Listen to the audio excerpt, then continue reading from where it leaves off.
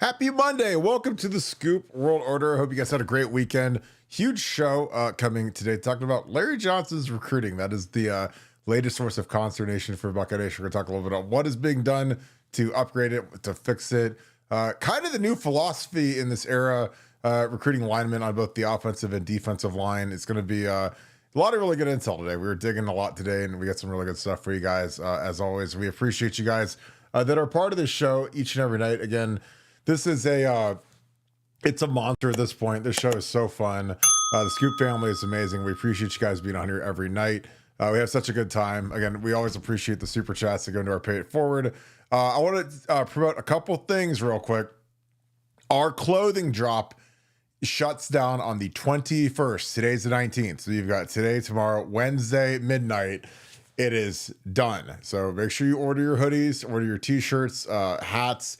The national championship gear is fire. I can't wait to see it. And our golf tournament is up on our site July 31st. You have to be a member of BuckeyeScoop.com to participate, but it's well worth it. It's one of the best days of the year. It's up in Youngstown. We always have a great time. So I'd love for you guys to join BuckeyeScoop.com just to come golf. I mean, it is a really good time. And I think you guys would really enjoy that. But with that being said, I'm going to get right into this with Nevada. We have fought a lot of really crazy thoughts, and I don't want to say conspiracies, but there's always like these like crazy undercurrent rumblings in the fan base that I think sometimes are nonsensical, but they get a lot of oxygen and it makes the fire burn and grow, and all of a sudden how are we ever going to survive? Years ago, there were some really dumb people that we exiled to a place that nobody reads anyways. And it was about offensive tackle recruiting and how are we ever going to survive and who's going to play offensive tackle. Literally, the question is who's going to play offensive tackle in 2025? And I was like, I don't care. It's 2023 and then it's 2024. And sure as can be, we're at 2025. And who do we got? Ethan Onianwa, who nobody knew existed 2 years ago. I mean, nobody actually knew he existed a year ago. And now he's, a franchise left tackle that we went out and got. And then you got Austin Seyerveld, who's maybe the most highly thought of offensive lineman on the team at this point. They're putting him at right tackle. So that's the answer. So the latest bugaboo to me is the Larry Johnson thing. Again, we live in the message board world. We see it all day. What are your thoughts on some of the things that we've debunked, and where does the Larry Johnson has no recruits, has no players, can't recruit, can't do anything? Where does that fall on the spectrum at this point in the offseason? Well, it is more of the same type of stuff, and I think that I think for Ohio State, one, we have to accept that fans always need something to worry about. We got to have something to worry about. We got to have something to fret about. And I think offensive line recruiting, that's been the leader in the pack for like 3 decades now. And then last year, after we went to offensive lineman number 9, won the national championship, had one of the best offensive lines in the country, returned 4 starters. This year, I think that's kind of lost some steam. So now Larry Johnson can't recruit is kind of picking up. And I think it comes from a number of different places, but we wanted to kind of take an analytical look at what's going on with defensive line recruiting. And, so I'd gone back through the classes and sort of looking at them. And, the 2025 class for defensive linemen, and you can correct me if I'm wrong, but, off the top of my head, as I'm going through this, you've got Zion Grady, the kid out of Alabama. You've got Bo Atkinson in the transfer portal, but you got to count because I think sometimes people just look at recruiting class, they don't count the transfer portal, and transfer portal's every bit as that's just every bit as viable a place to go get players. And I would submit for my money, Bo Atkinson's better than any recruit in the country. Like Bo Atkinson's like a 7-star recruit to get a guy that coming off a 7.5 sack season, get him in the transfer portal, better than any high school kid. But but there's two right there. Maxwell Roy, big kid out of St. Joseph's Prep. Jarquez Carter, very very good player out of Newberry, Florida. Epi Stanwell from St. John Bosco out in Bellflower, really really good player. Got late, so people I don't think paid as much attention to him. Trajan Odom, defensive tackle out of North Carolina, and then Logan George out of Pocatello, Idaho. So, you know, I'm looking at that and kind of going, man, we seem to have really, reloaded the clip with this, but for fans, I don't know, it's like not enough. And I think that for Ohio State right now, they're undergoing kind of a transformation in recruiting philosophy. And we've already seen it on the offensive line side where they've broadened the staff and broadened the number of offers that they're making. They used to be very selective, used to be kind of a rifle shot approach on offensive line recruiting. And now they've gone to kind of a wider net, casting it out there, and you've seen that, as they've kind of gone through this process with the new offensive line staff, where they seem to be offering guys every other day. Some of these offers are committable offers. Some of these are just want you to know that we're here offers. And but they've been super aggressive. They've been super aggressive on the offensive line for the first time in a really, really long time. Well, they're kind of doing the same thing on the defensive side now, and you've got more defensive line coaches than you've ever had before, and guys reaching out to defensive line prospects. It can be more than just one voice, and then you've got Matt Patricia in there that's broadening the base with more offers as well. So I'm just looking at this as I I I really think this is just we got to have something to worry about. We got to have something to fret about. So let's fret about this. I'm color me not concerned about where we're at on the defensive line, about Larry Johnson's ability to recruit, about Ohio State's ability to attract defensive linemen to Ohio State. And you and I haven't had a real chance to talk about. So you could be completely on the other side of this, or you could be right there with me. I'm not sure, but I'm just not concerned. I look at that. I mean, it's not like we're coming off a 2025 class that's devoid of talent. That 2025 class, I just went through it. There's 6, 7 guys in there that can all play. Like, how many guys do we need on the defensive line in a particular recruiting cycle? That's literally they brought in 7 guys. So how many more would you possibly want to bring in? And in terms of who are the good ones, well, we know Logan George can play a little. We know Bo Atkinson can play a lot. And then all the high school kids, who knows? I mean, Caden McDonald, when he came in, I'm not saying he was, unheralded, but people weren't like, rioting in the streets. Wow, we got Caden McDonald, and you and I both know that that guy's a dude, and that guy's a potential first round pick. He's a potential Tyleik Williams. Obviously, we got an Edric Houston the year before, the number one player, defensive player in the country. So I'm just not there on the Larry Johnson thing. Do I agree with them broadening the casting a wider net? Yeah, I think that's probably smart in this age of NIL to do that. But I don't think Larry Johnson's lost either his vigor, his enthusiasm, and certainly he has the reputation as being a guy. I don't think there's a defensive line coach in the country that has put more guys in the league, put more guys into successful spots in the NFL than Larry Johnson. And I'm just not. My concern, Larry, is a 1 on a scale of 10, and be interested to hear what your thoughts are on that. Yeah, I mean it's funny because I don't think he gets enough credit for some of the gems that he uncovers and develops. Like I wanted to look up, when Tyleik came out, I looked at 247's ratings, and JT's the number one player in the country. Number one, 100% rating, biggest monstrous name that we got. Number 2 was Corey Foreman, who went to SC, stunk. Then Leonard Taylor the third, Miami, never heard of him. Then Jack Sawyer went 4th, and then it's uh, a bunch of guys that were okay. Mike Hall was actually 8th that year, went second round, good player. But I'm looking at a lot of these guys. There's a lot of busts, a lot of bounce backs, a lot of guys that aren't didn't really turn out the way that they probably wanted to. And then there's Tyleik, who was a 4-star kid and was a first round pick. So I know that the age thing is eternal with Larry because he's not going to get younger. He's not Benjamin Button, but they brought back Miguel Patrick, and he'd been here, and you've got Tony Washington. Miguel Patrick is an analyst. He's been down south a little bit. He came back. Tony Washington is interesting because he played in Oregon. He actually played. I think he scored a touchdown against Florida State. So he played for Oregon the year that we beat them in the national championship. He's a defensive lineman. He wasn't one of their studs, like because they had Eric Armstead and DeForest Buckner, who were first rounders, and they've both made probably 150 million each in the league. This guy was, he started a rotational guy, but he was coaching at Oregon for a little bit. Then he was coaching at UCLA. It's kind of like the I don't think he was the full-time D-line coach, but he's got like the assistant D-line coach. And then now he's here.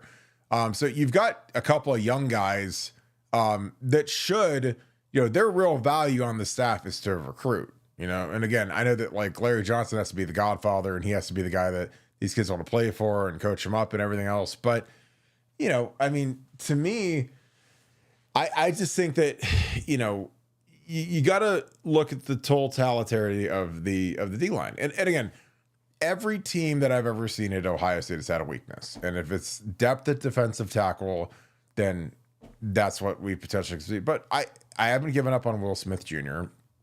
I haven't given up on Jason Moore or Tywan Malone. Are they going to be as good as last year? No. Because when our top four last year was our two NFL guys and then K Mac and Edric, I mean that's about as good as you could ever get. But when you've got the guys that we have at the front, plus with Bo, like I still don't think that these coaches get enough credit when they've got really good players coming out of the portal. That was like the thing that I kept saying, like with Justin Fry, is like, I know that everyone said he's the worst recruiter that's ever lived and he stinks and everything, but I mean, dude, he went and got Josh Simmons out of the portal, and that was a first round left tackle that went to the Chiefs and got picked by, a Hall of Fame NFL coach to protect maybe the second best quarterback in NFL history. So that should be a giant feather in Justin's cap. And the same thing with Seth McLaughlin, who, again, I've said this a billion times. When we got Seth McLaughlin and I looked up his credentials, I just didn't. I hear the same stuff every year where it's like, oh, we get Seth McLaughlin, and the first thing that happens is they pull the Pro Football Focus grades, the PFF grades, and say, oh, well, he was only a 65% overall, and so he sucks, and oh, he wasn't. And then the thing I looked at is that he wasn't even honorable mention All SEC. So like when you're not even honorable mention as a fourth year junior, like that, and you're a starter at a place like Alabama, or it's not like you're starting at Vanderbilt, you're starting at Bama. So it's like, it's almost like if you're a multi-year starter at a place like Alabama, you're almost guaranteed to be honorable mention all conference by your fourth year, unless you're just terrible. So again, but I still gave Justin the benefit of the doubt for going after the kid, and the kid ends up winning the Remington. So, this is kind of like the same thing where it's like, I've only seen this movie 6 million times, and I keep saying like, I'm just not worried about it. Because again, every team in the country is going to have a deficiency somewhere. There's going to be something this week. I mean, last year at this time, people they weren't sold on Will Hart. There's people that still aren't sold on Will Hart. He won a national title. So I don't know. I like kind of this new philosophy from, I'm sure it's coming from Mark Pantoni, Ryan Day, offensive line. We're offering triple the number of guys so far to get the feelers out there, because I think you have to have, if you're going to take 5 or 6, you got to go offer, dozens of them, get in the boat, try to get them to camp, try to keep them warm, try to build relationships. Because the thing that's different now is some of these kids will leave you for,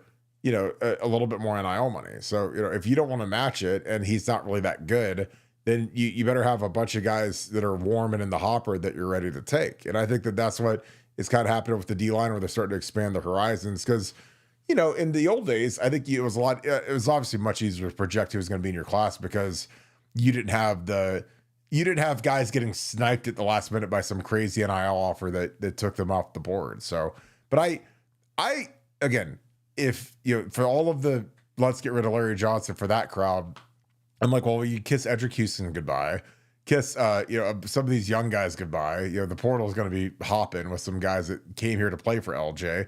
And again, I like LJ. And here's the other thing. He's in great shape, probably the best shape he's been in 50 years. He's lost, 50 pounds or whatever. He's skinnier or whatever he is now. And his son coaches with him. His son is the assistant running backs coach. He's making $200,000 a year. So Larry Johnson gets to go to the Woody Hayes every day, hang out with his kid who's making, as much as, you know, old school full-time position coaches used to make. And he has, two little helpers in his office that are they should be D-line recruiting gurus. And if they're not, I don't know what they're doing. So again, I don't, to me, it's never pointed to one guy. To me, it's the whole village, So if there's something deficient, which I don't think that there is at this point, because again, it's May, it's 90 days in December, things change constantly, and we're not even official visit in camp season yet, and people are panicking. But I don't know. I like our new philosophy for recruiting. I think is killing it. And our offensive line stuff's been amazing, and I think our D line stuff's going to pick up pretty quick. Nevada, your thoughts on any of that? Because I don't know, man. I love LJ, and again, there's a lot of people that don't like him, and for whatever reason, but I've always had a lot of respect for him because I played against him. I played against his players. I knew what it meant to go against Penn State's defensive lines, and I know what he's done at Ohio State, and I know what the guys that he's coached say about him. So I don't know. Like I'm just not ready to bolt the guy yet. Your thoughts? Well, we're just coming off a season where he had all four starting guys drafted into the NFL. And I'm sure that's happened before at Ohio State. I don't remember when it happened, but I'm sure it's happened at some point. Um, but he's clearly recruiting and developing at an extremely high level, considering the fact that we just won a national championship. The defensive line was a team strength on maybe the best defense in the school history, and he had all four guys drafted.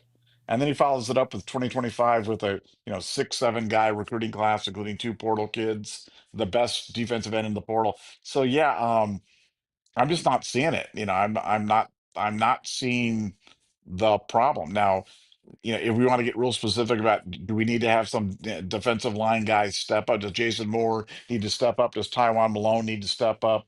Um, do we really feel that much better about our defensive line if Hero Canoe was still here? I mean, to me, Hero Canoe was just a guy. I said that at the time.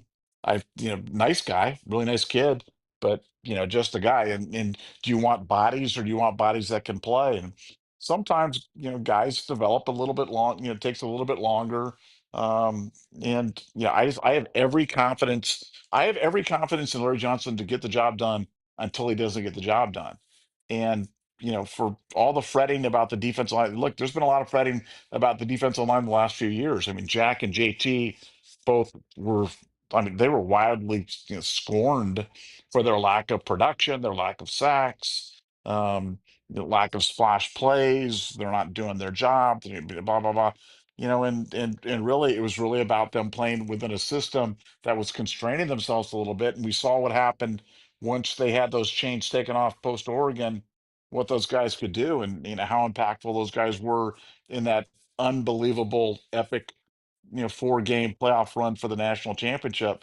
So sometimes things aren't exactly as they appear. And, we pride ourselves on this show of trying to educate you and try to, make you a smarter fan, a little, a fan with some a little deeper thoughts about what's going on. And I'll just tell you, things aren't always as they seem. And there's not always a simple answer, one thing, or change this, change that, and things automatically go there. Sometimes it's a little bit more nuanced with that. And I think with Larry, you'd have to believe that somehow Larry has lost the magic. And I'm not sure when the loss would have been, because, like I said, we literally just won the national championship largely on the strength of Larry Johnson recruits and Larry Johnson development and Larry Johnson coaching. I mean, that defensive effort last year was unbelievable. So, like, I think that for Ohio State fans, just sit back, relax, trust the process in terms of going in. And if you're feeling bad, go look at the 2025 recruiting class in terms of what's going on. Now, in 2026, if we don't land anybody, or 2027 don't land, then I think that we'll have reason to say something. But I really like the 2025 class. I like it a lot. I especially like it with Logan George and Bo Atkinson definitely included in there. So yeah, I think good times. These are high quality problems for sure. But I'm still Team Larry Johnson, and until I have reason not to be. Well, I think no, I know. if something isn't where we want it to be, we go out and fix it as good as anybody in the country. Now, that doesn't mean it's always going to happen. And, obviously they wanted to land some monster defensive tackle, but you have to understand the mindset of these kids that enter the portal. Kid enters the portal, and he's a really good player. He wants to be guaranteed he's going to start, and he wants to be paid a ton of money. So, and again, and when kids are coming out, because I always go back to, well, who are the guys that we missed on that have triggered the pitchforks outside of Larry Johnson's office? Well, Dylan Stewart was a big one. And Dylan Stewart is, if you look at a lot of these preseason lists, he's one of the top 3 players in the country. It's like him, JJ, and the kid from Texas, or the Simmons, the defensive end. They're rated as like the top 3 players in the country. So that kid was incredible. Now, the problem is last year, you've got Jack and JT. When you got Jack and JT, and those guys are 3 and 4 year starters. When JT started since his freshman year, and Jack started kind of like sophomore, juniorish year, like, where does Dylan Stewart fit in? And is Dylan Stewart better than those two? He might be. I mean, if you wanted to take a bet right now, if who's going to get drafted the highest, it's going to be Dylan Stewart, as long as he stays healthy. But I just think that, like, you have to worry about this isn't Madden. This isn't NBA 2K. This isn't a game where you can just trade somebody and everything works out perfect and the chemistry is great and whatever, and you just move a guy to outside linebacker or something like in the video games. Like, like Dylan Stewart wanted to start. And plus you're gonna have to pay him a fortune. In South Carolina, who doesn't, they're going for broke. They paid him. And again, like, when you pay that kid the kind of money he got paid, like, what happens to Jack and JT? Like, what do you got to pay those guys now? So again, it's not as easy as it would seem, but we did just land the number 1 defensive lineman in the country like 2 years ago. Edric Hughes was just a freshman last year, and we beat Nick Saban on him. He was visiting Alabama and coming down to the wire, and it was Larry Johnson and his, in his rascal scooter, is he going to be able to make it to the finish line versus mighty Nick Saban? And he beat him. And Edric Houston is going to be, I mean, like I said, there's breakout lists, and he's a guy that I think could easily be all Big Ten this year. Just the way that he has blown up in the weight room with Mick, and these guys are testing this week. His explosive vertical and his numbers they're terrifying, for a kid that big. And again, there's always this thing with kids that they're that tweener size at defensive end where they're like 265-ish, 270-ish, and they're playing DN in high school, 6'4"-ish. Like, would he be more productive getting down to 255 and really being a true speed rush, pass rush threat defensive end? Or is it better to go up to 285, 290 and play 3-tech? Because I always think it's better to play 3-tech. It's kind of like, when I was coming out of high school, I was I'd say a slightly above average athlete for a tight end, but I wasn't like some freaky Vernon Davis, crazy fast athlete as a tight end. But if I moved to tackle, I'm going to be like super athletic. I'm going to be running a 4.8. I'm going to be, jumping 33 inches, and, like all my testing as a tackle was like, the highest percentile. But if I'm a tight end, it's just kind of like meh.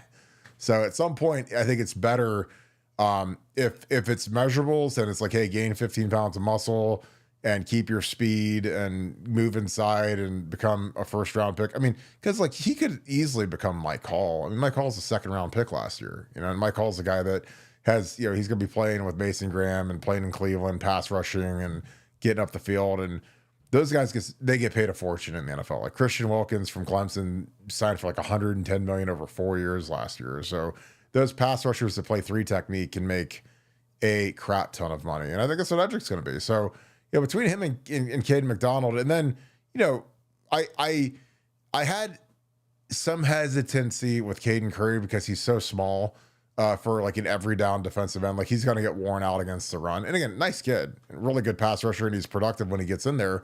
But, when you get Bo Atkinson, who's a 6'6" kid to play on the rundowns, and you get him with Kenyatta, who's 6'6", I think that's a lot more terrifying. Because, like, just being real, like if I'm an offensive coordinator and I see Caden out there, I'm running right at him every time, and you couldn't do that with Jack and JT, but with Bo out there and you got a guy who's 6'6", it's a different story. You always unless it's some freak of nature like Mike Kudla, who was a 700 or 600 pound bencher, like, if guys aren't real big, like you want to run at those guys and wear those guys out. So I like where the D line's at.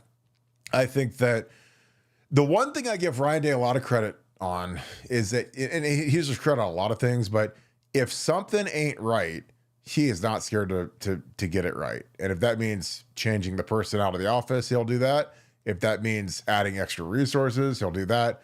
And Ryan knows how to play the political game. Like if you whack Larry Johnson and all these kids came here to play for him, might not be the best move. So, let's get some young coaches around him. Let's up the intensity on the recruiting. But again, at the end of the day, I just want Larry's guys to play great. And again, I've never really had huge complaints about his defensive line coaching and how these guys have done because, again, like JT was a second round pick. Tyler was a first round pick.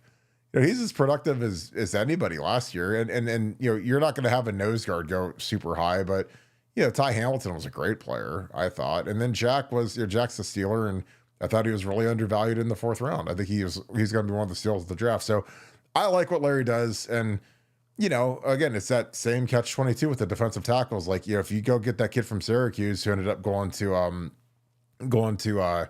Texas, like he's not good. He's not better than Caden McDonald. And he's definitely not better than Edric Houston, So again, how does that work?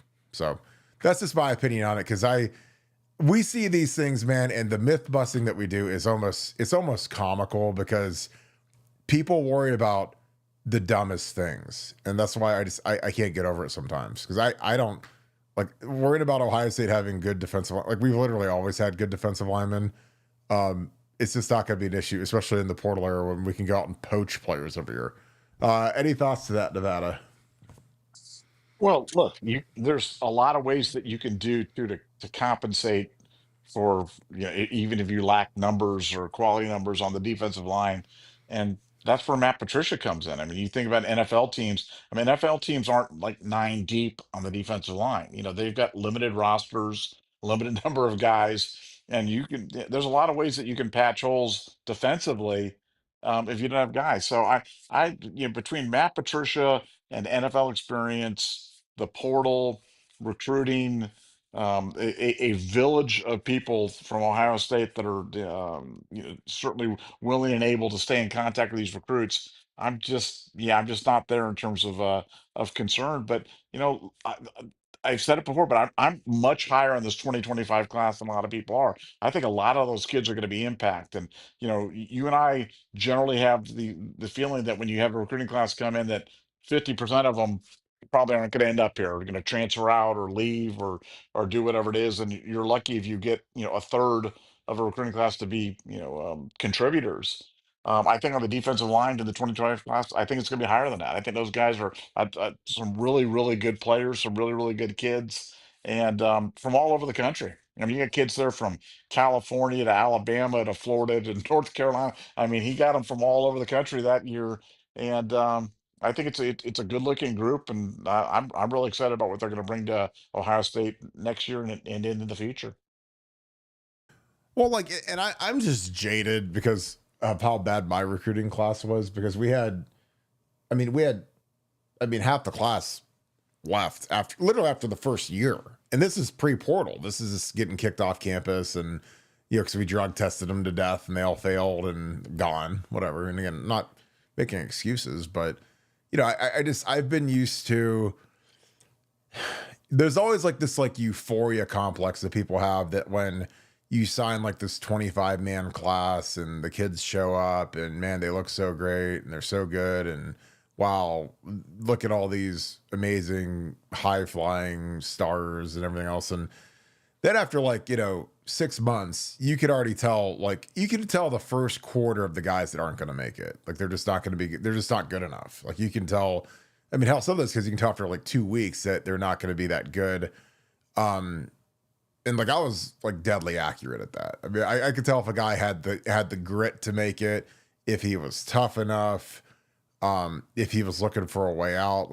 I could tell with some of the kids that I coached, I could tell after 2 practices that they were either going to be good, they were going to be great, or they had no shot. I mean, and I'm not gonna. I could name names easily, but you know, there were kids that were looking for a way out of the first day of practice, and I'm talking about big time 4-star. Urban Meyer called the kid the crown jewel of the class, and he's the crown jewel of our first recruiting class. Then he shows up, man, and he's looking for a way out the first drill, man. And I'm like, dude, like this is college football. This isn't. There's no more official visits. Like those are done. You know, after you sign your name, man, we own you. You're ours now. You don't. We're not going to Hyde Park tonight. You're not going to Town Hall to look at the girls. Like you got to put the helmet on, the pads, and go earn this check now. And like he don't want any part of it. And that's kind of what it is. Like and so the thing I love about it now is if there's a deficiency, like a defensive end where we were short, we went out and got Bo Atkinson. You know, the problem with the defensive tackles, like, you know, with this round, it's like there was a bunch of carp out there. I mean, the kid from Syracuse was okay, but he wasn't like, I watched his film, a good player, but he's not like some guy that he's not going to beat out Edric or Caden. And again, that's the problem with being Ohio State. It's like, you know, everyone's like, well, we want to go get this great defensive tackle. I'm like, well, the only guys we can really get are depth guys. And are they better? And then you have to say, are they better than Jason Moore? Are they better than Will Smith Jr.? Are they better than Tywan Malone? And again, at some point, those kids got to step up and get going. You know, like you're on scholarship. I mean, you're getting a check and you got an apartment and you've got a Hellcat. I mean, it's time to like go earn some of that. And again, so I don't know what Larry's supposed to do about guys when he doesn't see him from spring ball until basically fall camp. Like they do some OTA stuff in the summer, but that's Mickey and the leadership of the team. And, you know, at some point, like if you're Sonny Styles and some of these guys are going to be captains and leaders of the team, like you got to call these guys out and say, dude, like, I mean, right, you're getting called out by the head coach in multiple press conferences saying that we need more defensive tackles. We need better play out of that. Like that should be infuriating, you know? Like, I mean, because trust me, I played on bad offensive lines at Ohio State. 2004, we were terrible for the first half of the year. And then we made some position switches, and then we changed quarterbacks, and magically we were good. But I'm just telling you, like I've been a part of the group that was the weakest link and getting lashed by the media and by the fan base. And again, I'm good with it because if we're sucking, trust me, people in Columbus will let you know about it. But you know, it should light a fire that, hey guys, like let's, you know, do more, do better. Because if we're not where we need to be, we got to stay in the facility longer. We got to lift more. We got to watch more film. We got to do more cold tub. I don't know, but we got to do something to not suck. And that's the thing is like, are these guys really doing what they need to do to really get the hammer down? Because again, until we're playing Texas and it's the second drive or the first drive and, you know, Caden runs off the field or Edric because they're, you know, they need to get, you know, a blow for two or three plays after they played 5 or 6 straight, like, and that next guy runs on, we're not really going to know, you know, because again, could Will Smith Jr. be a good plugger inside? Maybe, you know, does Jason Moore want to play in the NFL one day? Maybe, you know, I mean, time's ticking now. Cause again, when some of these guys came out of school, like if you would have said, Kirk, how good is Jason Moore going to be? I was like, let's watch his tape. He's damn good in high school. But it hasn't produced the way that it would. Like, you know, we can go watch this tape again. And I mean, I was like, this kid's going to play. I mean, I thought he's going to be like an Edric Houston type guy. Like he's true sophomore. He'll probably be starting, rotating in, playing a lot, getting upfield, disrupting. And we haven't seen it, you know, neither's Ryan Day. So again, it doesn't matter what we think. I mean, we hear and talk to everybody in the building. And so we kind of know where people are from a soft perspective. Nevada, anything to add to that? It is, it's just, you know, like I said, I still want to give these guys a summer and a training camp to not spit the bit, you know, because we've had a million instances of, you know, like this time last year, Carson Hinsman was terrible, benched, and the offensive line sucked versus Missouri, and where's the program going to go, and whatever. And it's just, I don't know. Like I think it's too early to be negative because I want these guys to have another training camp because they're going to go against, in my opinion, the best offensive line in the country. When you look at, we've got 4 returning starters from the playoff run, and we added a really good left tackle in Ethan. I like it. And I think that we're also deep so that those second team guys, they're not going to be going against patsies. They're going to be going against real dudes. But what are your thoughts on that?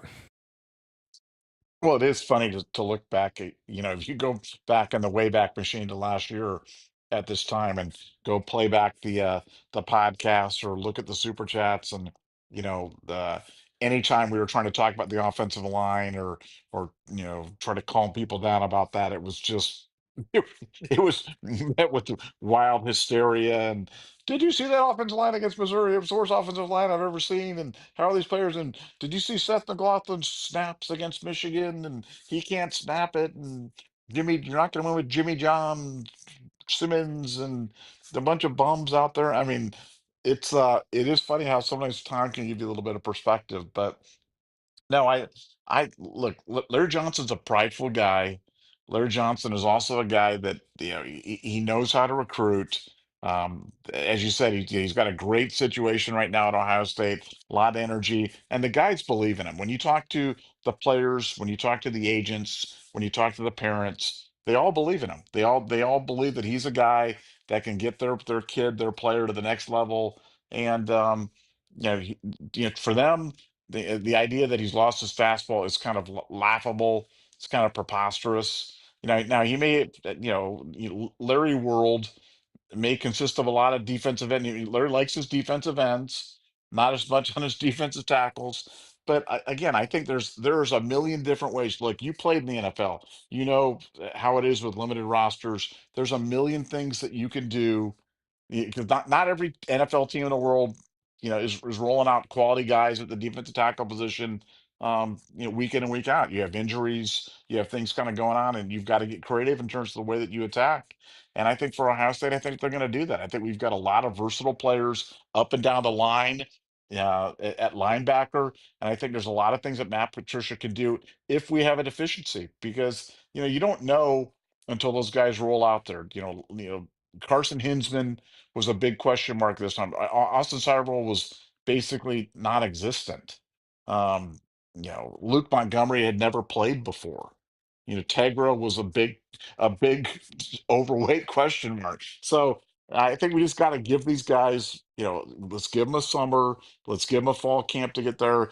And the good news is we know our starting guys are first rate. I wouldn't trade Edric Houston and Cade McDonald for any defensive tackle pairing in the country. I truly wouldn't. So, and I'm as high on, I know you're high on Bo Atkinson. I'm super high on Bo Atkinson. Caden Kenyatta played a lot of football. I mean, we've got guys on there. And all we need is a surprise or two from somebody on the interior line to step up.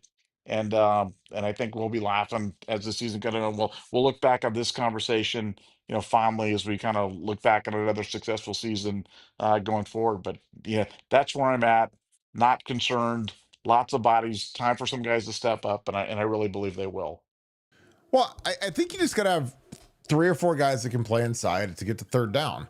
You get to third medium, third and long, and then all of a sudden you go your sub package and you got CJ Hicks walking out there and you've got Arvell coming down to play defensive end. And then you put, you could put a whole mixture of guys inside between Edric Houston, Kenyatta, Bo, Caden Curry played inside last year. He's not a real big guy, but he can play inside. And they did that last year when they did the multiple defensive end thing. So I think the thing is just get to third down. And then let Matt Patricia do what he does. Like Matt Patricia schematically from the front is really good. Like from the linebackers up, man. I mean, we're gonna see some crazy stuff up front. And that's the thing about when you look at what he brought with the Patriots and what's going to be different this year is like I think that we're going to be very difficult to go against when it comes to third down. Like I think that, and again, we were giving our offense the business in spring, and some of the stuff we were running is stuff that we didn't see in spring ball, and it wasn't when the media was there. But I know that it was. I mean, it was and we've got a veteran line. We've got a senior left tackle. We got a bunch of guys that ran through the playoffs with Texas and Oregon and Notre Dame and Tennessee and all kinds of different fronts and looks. And the stuff we were running on defense was very hard to go against. And again, that's the thing that I love about Matt Patricia is again, the Patriots for years, it would always be strange because they would have these amazing players, and they'd get rid of them because that's just what they do. They get rid of, they get rid of Chandler Jones, who was one of the best pass rushers in the NFL and monster off the edge. And and they still are just as productive. They get rid of, Vrabel gets old, retires, they bring in Rob Ninkovich, and he becomes a double-digit sack guy. And they always found guys that could fit the system. And again, like, we're dealing with a team that's chock full of five-star players because, again, I think our coverage is going to be better this year. I think with Davison and Jermaine Matthews Jr., that's going to be really productive. I think Caleb Downs will take a step. I think that Malik Hartford is going to do great things at safety opposite him. Nickel, I have no idea. It's going to be Lorenzo Salles Jr., Devin Sanchez. Like, this defense is going to be really good. It's not going to be as good as last year. There's just no chance in the universe because we were so veteran. And I think that guys like Jordan Hancock and Lathan Ransom don't get enough. They don't get anywhere near enough run compared to how good they were. And not to mention how much football they played. Because that's something I always tell people. I'm like, look, you could be the most talented hombre in the world, but if you don't have any experience and you're not real sure and you don't have your methodology and you don't have your routine and you're not like locked in to the point where it's kind of like old hat, there's going to be some screw ups. It's kind of like us doing, we do this show and every day we go and it's easy to do. Like when we first started doing this, it wasn't exactly, some sort of masterpiece, but Nevada, do you have anything to add to that? We got a couple super chats. We can get into those, but what are your thoughts? No, I think that's going to be one of the funniest parts of this year. I mean, I think you put it best. I mean, you're going to Caden and Edric, just going, guys, get us to third down. You guys get us to third down, and then you can come in waves. There's all sorts of different ways they're going to be attacking. But you've got two guys there that are going to be able to get us to third down. And once we do, like we know Arville is going to be a wrecking ball. I really believe in CJ Hicks as a guy that can get after the quarterback, super bendy, can get out there. And I want to see Bo Atkinson and Caden Curry, and you can run guys up and down the line right there, and you got a lot of variety, a lot of different variations you can use to get pressure. But we've got two really good. I mean, Arvo Reese and CJ Hicks are particularly adept at rushing the quarterback. They're better than Sonny. Sonny was good at rushing the quarterback, but Arvo and CJ are better. And I think when you combine that along with some rushmen along the front line, like I said, Edric and Caden get us to third down, and then let's take it from there. All right. We have a super chat, so we can get into this real quick. This is funny. I get asked this all the time. Alexander Presley, thank you for the 5. If Ryan Day or Urban Meyer had been the coach when you were in high school, would they have recruited you? Nevada, I'll let you go first. Would they have recruited you, Nevada? 1927, when they had no helmets on? Yeah, no, I would not have been. I would not have been recruited. I was a wing T quarterback that we didn't throw the ball much, and yeah, no, I would not have been recruited. Now I mean, Urban Meyer, he loved you, right? Here's the thing. So when Urban was at Bowling Green, he was my first scholarship offer ever. There you go. There you go. So he technically did recruit. Now this is BG. This isn't, and then the funny thing is if I would have gone there, I literally, I would have ended up, he would have gone to Utah. So if I actually would have, for some reason, gone to Bowling Green, he would have ended up at Utah and I would have never played for him.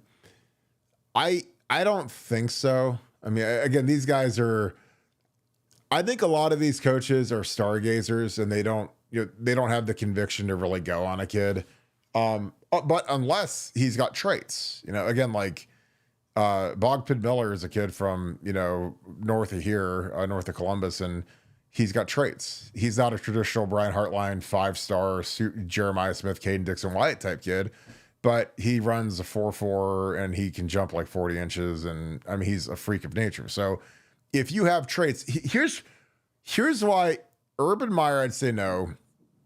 Ryan Day, I would say maybe, because again, not because there's any different in talent, but when Urban coached, there's no NIL. It's take the best players, and Urban is real big on this nationalist approach, and he wanted the best players from all over, which is great. I mean, I appreciate that.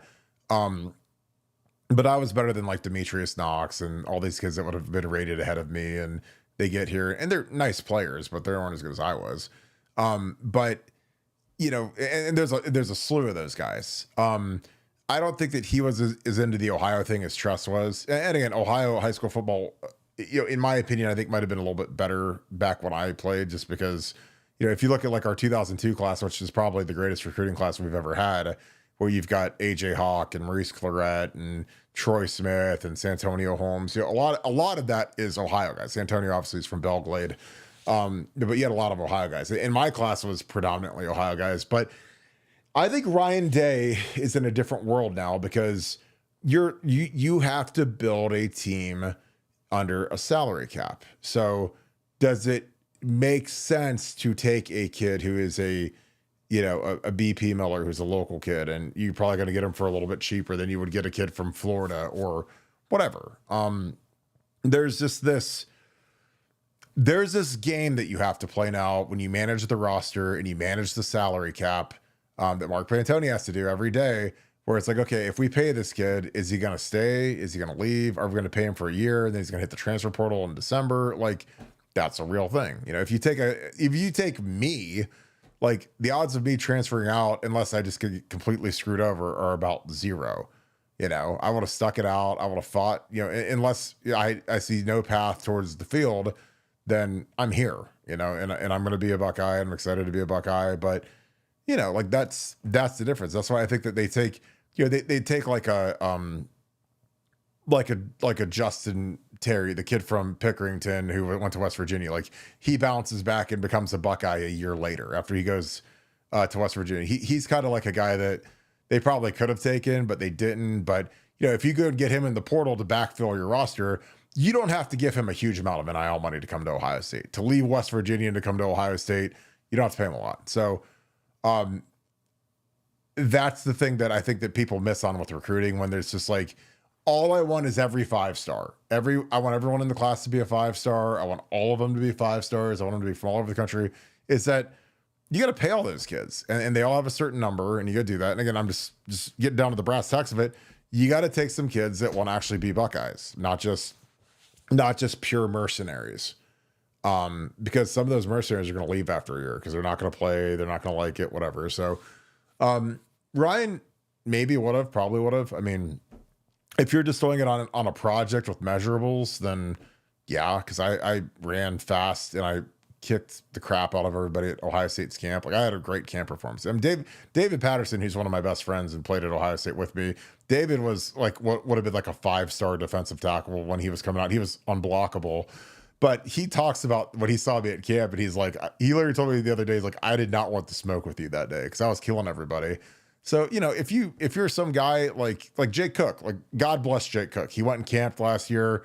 I'm sure there's like a tinge of embarrassment when you're a senior and you start off the camp and you've got all the committed kids there walking around in flip flops and their Oakleys and their visors and bucket caps on and stuff. And then you have to go put your cleats on and go do work on the field.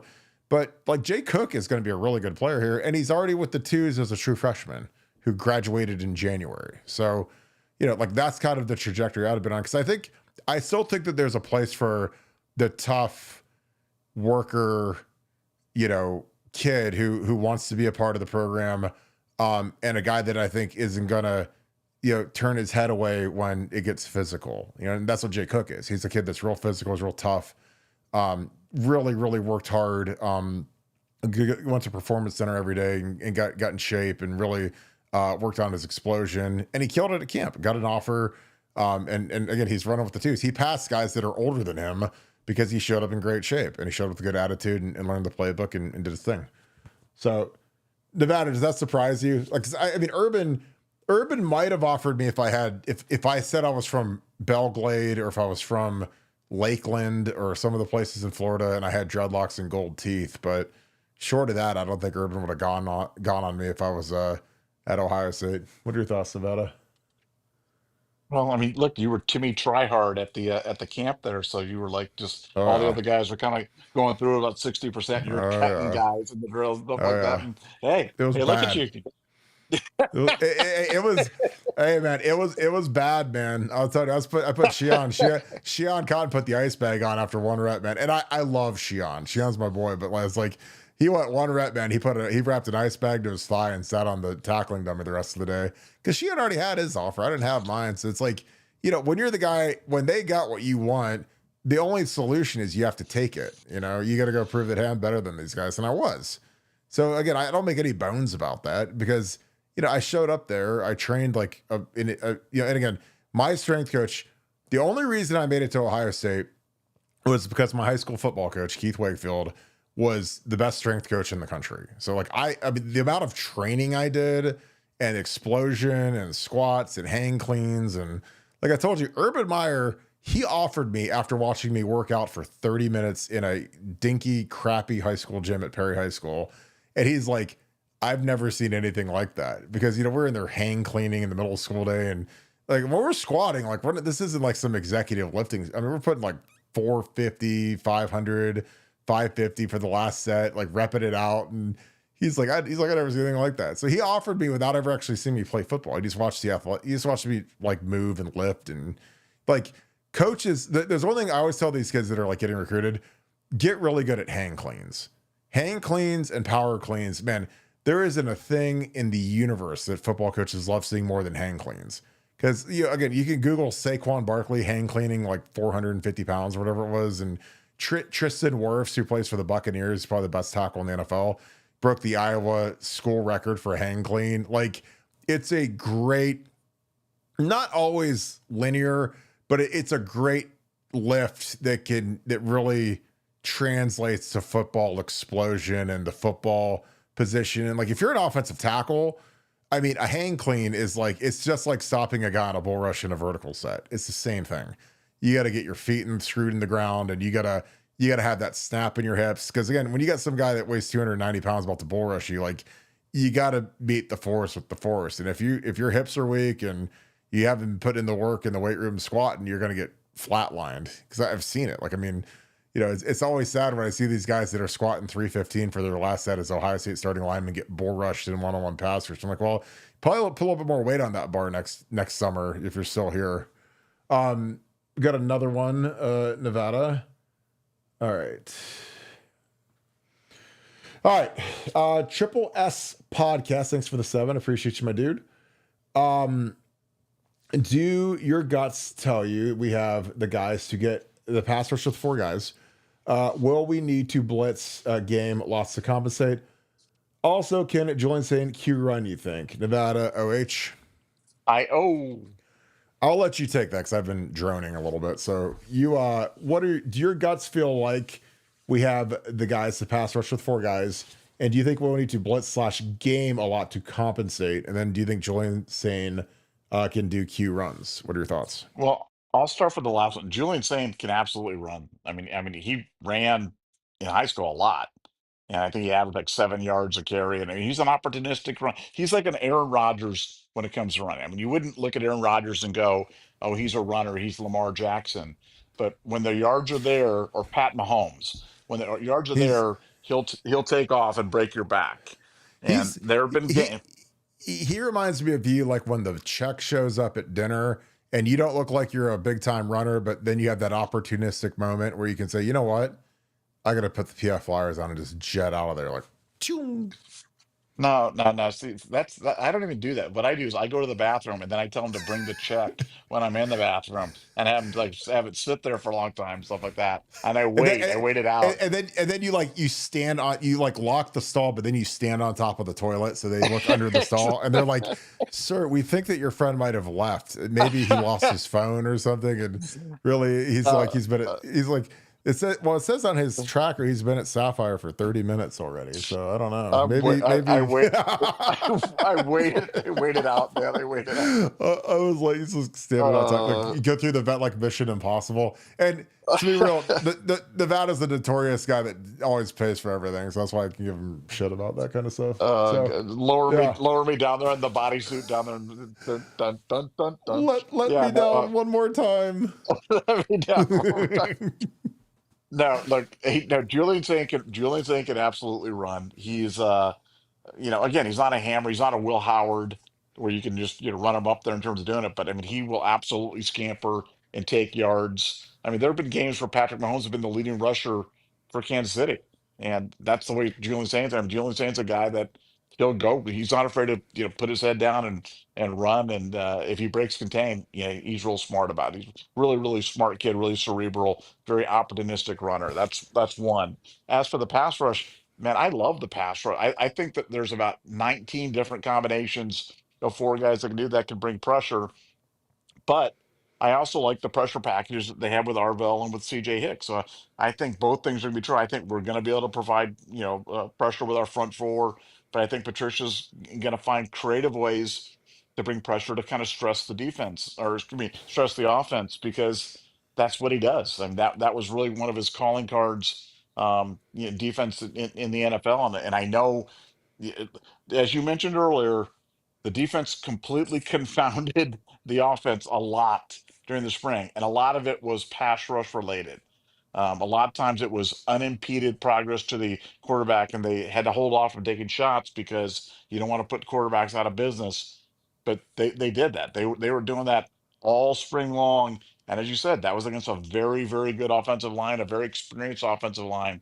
So I have no doubt that they're going to be bringing that in the fall. That's probably one of the things I'm most excited to see is the Matt Patricia pressure packages on third down and passing downs. I know we're going to bring it. Yeah, I mean, that's where I'm at. I mean, I think that Arvell's going to lead the team in sacks, and I think that the ways that they're going to use him and the things I've been told about how they're going to use him are going to be really exciting to watch. So, do I think that we could get pressure with four guys? Yeah, but I don't know if it's going to be the four starting defensive linemen. I think it's going to be you put Arvell and CJ on the edge, and you put Kenyatta in the middle, you put Bo in the middle, you put Edric Hughes in the middle, you put K-Mac in the middle, Jason Moore, whatever. You put Caden Curry. I mean, I like putting four defensive ends inside on third and long because unless you're going to run a draw, they're probably not going to run it. So you're not going to be in trouble with your guys getting blown away because they're too small against the interior guys. But I think that there's an edge in speed, and especially when you run stunts, you run blitzes. It's really important if you have speedy guys inside at defensive tackles. If you run certain stunts, that they can get outside and contain the quarterback. So we saw that a lot last year, and I thought it was Jack Sawyer and Caden doing stuff on one side, or Jack Sawyer and JT on one side, and Caden and Kenyatta on the other side. Whatever. I thought it was really effective, and I thought it's a really nice solution because if you're good at running games and you've got a lot of speed, you can get there. And the bigger thing is you can cover the edge and keep guys in contain. So I think that I think that we'll blitz a fair amount, but I think we can run games and stunts and get as much done. But we've got really good man guys, good man coverage guys. If depending on who wins the nickel job between Lorenzo Salas Jr. and Devin Sanchez, you've got some serious man coverage ability there with Caleb Downs back deep. If you're running, if you're going to run man cover one, whatever Matt Patricia wants to do, you've got some guys that can help your race. But I love Arvell, man. I think Arvell, he is ascending and he is having a monstrous testing week right now. So we're gonna get some of those numbers for you guys. But it's I think it's a good problem to have because I think we have a lot of really good pass rushers on this team. They just haven't played a lot. And a guy like CJ Hicks is a guy that I think he can get home. I think Logan George had a couple sacks in the spring game. Granted, they were against Ian Moore, second team tackle, but still counts. I mean, he's still getting home. So, some guys just have a knack for getting home and getting and finishing out the sack. And I don't think that's something that you ever want to, I guess, not pay attention to. Jim Douche, what's up, my brother? Thanks for the 10. I think you racing to see you're going to see the same D that he played in New England when Patrick Chung was all pro for 3 years. I mean, I think that's a great, comparison to what he can do with Caleb because Caleb's so big, but he's also so smart and he's so rangy and he's so explosive that, you can move him around to kind of be the spread offense killer that every NFL team's looking for. So you got to take advantage of Caleb's last year. And I think that Matt Patricia is going to move him around. And again, I give Jim Knowles, I know people get mad about Jim Knowles and Penn State and whatever, but the way that he used Caleb down the stretch where he inverted him to play like kind of like a second Mike linebacker stacked on top of, it's kind of stacked. You'd have the two main linebackers, your Mike and your Will, and then he had kind of that flexed invert of Caleb in the middle of the field. Was absolutely genius because that was done to destroy RPOs and it worked. And teams couldn't do a lot of the stuff they like to do against us because, are you really gonna try Caleb Downs in the middle of the field? I'm not. I mean, I'm gonna throw at Denzel or Davison or something. I'm not trying the middle of the field with him there, not with Caleb. Again, there's a lot of ways you can get fired as a play caller on offense, but trying the best player in the country on defense isn't one that I'd recommend. So it'll be interesting to see what we do with him this year if we use him in the same role or something more creative. And again, a lot of it depends upon Malik Hartford and Lorenzo Salles Jr. if they're the kind of the day one first day of training camp, two guys that break the huddle, Jalen McLean, Devin Sanchez. I mean, there's going to be a lot of competition, so I'm excited about it. Nevada, I'm going to ask you real quick. Jim Dushel, again, thanks for the 10. He says, I think you're going to see the same defense that was played in New England when Patrick Chung was all pro for 3 years. What are your thoughts on that? Well, yeah, it's a real good comparison, and Patrick was so successful and so productive in that role. And that role was kind of a hybrid safety linebacker role, kind of an extension of what Jim Knowles did last year. And frankly, that was the first thing that came to mind when they were talking about Patricia when it was possible that he was going to come here to Ohio State. And I'm sure that when he saw Caleb Downs, I mean, as a defensive coordinator, you're looking for those guys, that can make a difference on your defense. And for him to have a chance to coach Caleb Downs in college, that was a big deal to him. That was a big deal to him. And I know people close to him were talking about how excited he was to try to see what he could do with him because he has that experience with guys at the highest level. And Caleb at safety in the college level right now is a wildebeest. I mean, he is as good as anybody that's ever roamed that position for Ohio State. Just a great, tremendous player. But I think they're going to try to deploy him. I think they're going to try to, deploy him, even use him in more exciting ways this year. And now the Patrick Chung thing is, I think it's spot on. I think that is exactly the role that he'll play for Ohio State this year. And I can't wait to see it. Caleb's gotten better every year. I thought he was great as a freshman. I thought he was even better as a sophomore, just in terms of being asked to do more things. And I'm just interested to see what Matt Patricia's going to ask him to do here in his final year at Ohio State, because he'll be the key to how good this defense lost an awful lot. But when you return guys like Caleb Downs, you've got a chance to be really good. And I know he's going to be the centerpiece. I Yeah, I totally agree. B-Wit, thanks for the 5. ESPN is reporting the new NIL settlement will quickly lead to a CEO replacing the NCAA. Will that impact the team up north's punishments? Nevada, I haven't seen anything about that. Have you seen anything? And I imagine it would be like a commissioner or something like that that would take the spot, but I haven't seen anything regarding that. I'm looking on their site right now. Okay, so it's Yeah, the front. Yeah, go ahead. it's years away. I mean, it's years away Yeah, from having any meaningful thing. And the NCAA punishment for Michigan, guys, it's weeks away. I mean, we're talking, yeah. we're not even talking months at this point. We're talking about weeks. So nothing's going to happen with NIL or the NCAA disbanding or anything else that's going to impact Michigan's punishment. That's coming. It's right around the corner. Well, and it's something I've been saying for years is that college football, and I guess to a lesser degree college basketball, it's the only major sport, especially college football, just because it's so much bigger than basketball at this point. It's the only major sport that doesn't have a commissioner, and they're going to call it a CEO, whatever. But like, you need like a Gary Bettman or a Roger Goodell or an Adam Silver, not Adam Silver, who's an idiot, David Stern. I got like a real commissioner to run this thing. Again, you can't have the SEC over here and the Big Ten over here, because again, this is what we've been talking about for, I don't know what, 5 years, Nevada, when you called that USC and UCLA were going to go into the Big Ten and there's going to be these massive morphings of the conferences and expansion. Again, Nevada broke all this stuff. You can go watch our YouTubes from 4 years ago when we were breaking this stuff. But it's like, that was, again, I said that eventually these monsters like Ohio State and Texas and Georgia and they're not going to want to share the same platform with Bowling Green anymore and Akron and all these other schools. And I think that they just have wildly different issues that they have to deal with. Like Ohio State is like, we got to get our NIL budgets at 25 million and we got to get this and we got to buy a new cryo chamber and we got to have, a new facility. And, some of these schools are just trying to keep the lights on. So they're different. They're radically different, which is why we said that like the SEC and the Big Ten, they're going to form a super conference.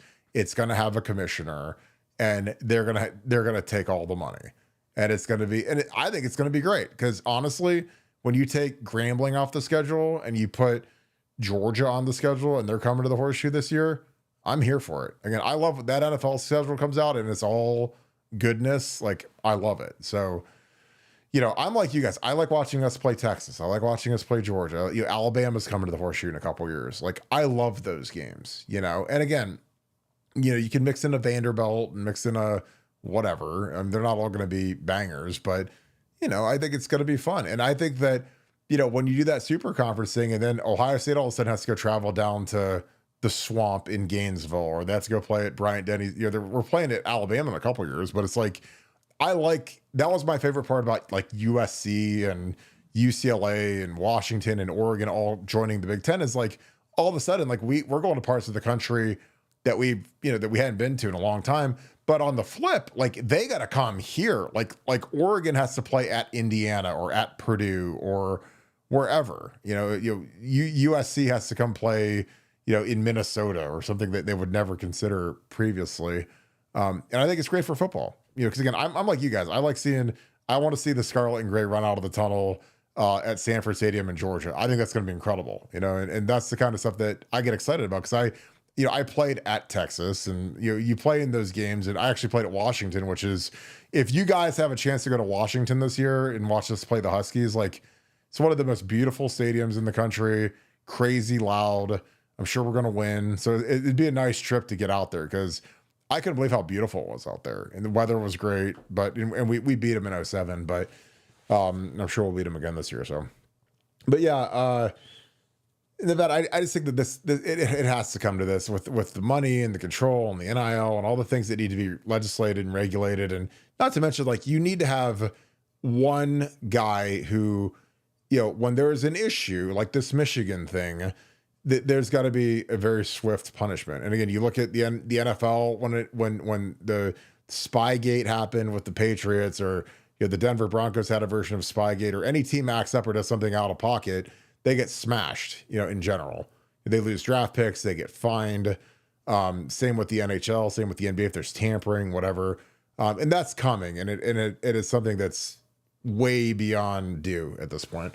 What are your thoughts, Nevada, on ESPN reporting the new settlements leading to a CEO? Because again, this is something we've been talking about for 4 years, and I think it's down the line, but I think it's going to be great when it happens. Yeah, it's going to be like you said. It can, when you have a commissioner, they can hand down punishment swiftly. They can punish the evildoers, as it were. But again, it's going to take time. And the Michigan thing is here now. Another little Michigan tid.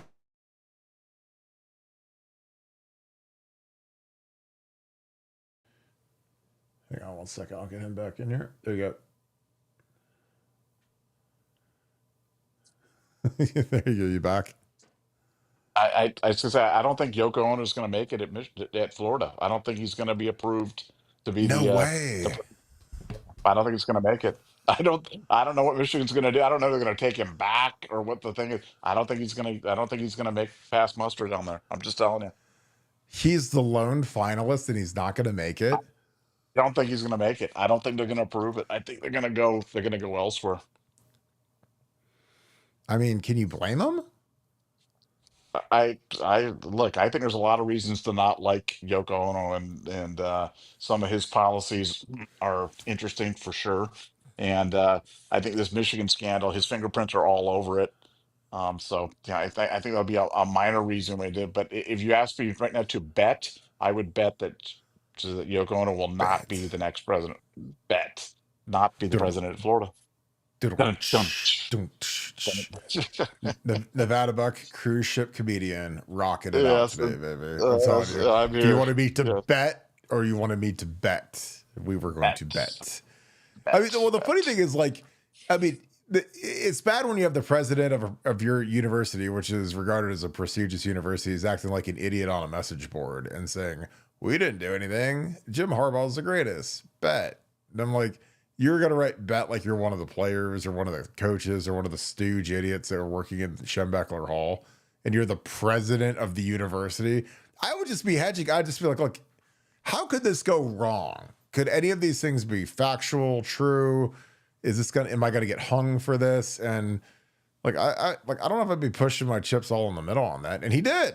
So it'll be glorious if he doesn't get the Florida job. Oh my God. Come on, Gators. Do something good for once. All right, Nevada, great show. Let's wrap this thing up. Any final thoughts? Just like you said, repthescoop.com. Store's only open for a Nope. couple more days, so don't complain if you're like, oh, can I get the stuff? We're like, we kept the store open. The white quarter zip, Going big time crazy. fire, man. They're going crazy. Like I said, the most successful item we've ever had. So if you Yeah. want your white quarter zip, this is the time to step up because there's no guarantee it will be here the next time you come around. But we'll see you tomorrow night. And when I wear my white Urban Meyer quarter zip, is Nevadabuck going to call me Michelin Man, Stay Puft Marshmallow, or is there any other large white things that you'd Like call me? this, Like Mr. Softy. Mr. Softy. Yes. Yes. There's a lot of the Michelin Man. There's a Yeah. million good things you could call me. Here comes Michelin. Here comes Bell Uh, Tire. I Bell can't get Tire's the coming idea of you out. in your big red thing. Hey, Kool-Aid. Oh my God. I used to hate our sweatsuits that we had when I played were bright red. And I'm like, can we please get like black, like look cool? No, we don't wear these bright red, like we Oh would order gosh. stuff that like nobody's gonna ever wear a bright red tracksuit and think it looks cool. But our stupid equipment guy would order these bright red and just look terrible. And now it's like I look at what the guys wear now, and they wear what I was saying, we're black with a red swoosh. It's the coolest look that you could ever have, and that's what our guys wear now. So it's like I was the era of the least stylistic stuff in the world. And then Urban showed up and said, "Yeah, we're not doing any of that. Get us black sweats." I was like, "Thank you, God. Thank you, Urban. Urban is the best." All right. With that being said, let's wrap this thing up. Caden Dixon Wyatt, programming note. Tomorrow night, 11 o'clock Eastern, live. So it's going to be a late one with Caden. I'll make sure I get that show up for you guys so you guys can see it. We had to push it one more time, but we'll be ready to rock tomorrow. Really excited about it. Had some great, I did a lot of intel fact gathering today, so super excited about Caden tomorrow. We'll have our regular show at 7:10, and then we're gonna have the bonus Bartonology, Caden Dixon Wyatt, I guess you could call it. So I don't do a lot of recruiting interviews unless they kind of get requested for me to do, so I'm doing it.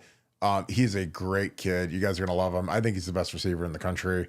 And he's a dog. So you guys are gonna love Caden. So set your alarms, guys. Get a little nap in and get ready to go at 11 p.m. tomorrow night. It was supposed to be tonight, pushed it to tomorrow. Super excited about it. So if you guys enjoy our content, please leave us a like, click subscribe. Also click that little alert bell. Again, I appreciate you guys so much for all that you guys do. Growing this channel, keep spreading the good word. If you guys want to do something awesome, and this happened again last night, I like to go out and grab some dinner sometimes. I had people signing up to the podcast and leaving reviews. A couple of people said hi to me and I said, "Hey, how are you? And you would love the show. And how can we help you?" And I was like, "Well, if you subscribe to it on Apple Podcasts, it'd be amazing." And they did. And then they left a 5-star review. So if you want to help kill a troll today, which is something I know you guys all hate trolls, and there's trolls all over the place that say all kinds of crazy stuff. Subscribe to Apple Podcasts, leave a 5-star review, and kill all the 1-star troll reviews. Because again, it's always funny when I see some of these and it's like, you don't even watch the show. But it's fine. The 5 stars absolutely crush them. But I just appreciate you guys so much. Thank you to our first responders. Again, thank you guys that super chatted. That's going to Pay It Forward. If you you think you're eligible for Pay It Forward, if you're a military member, first responder, send us an email, buckeyescoop@gmail.com, and we will check you out and see if you qualify for a concierge membership to buckeyescoop.com, number one Ohio State message board in existence. So again, Thank you guys so much for all that you guys do. Thank you so much, Buckeye Nation. And thank you, Scoop family. We're going to talk to you guys tomorrow night, 7:10, and then a bonus 11 p.m. with Katie and Dixon Wyatt live. So get ready to go. It's going to be a great night. I hope you guys have a great night. I'll see you guys tomorrow. Go Bucks.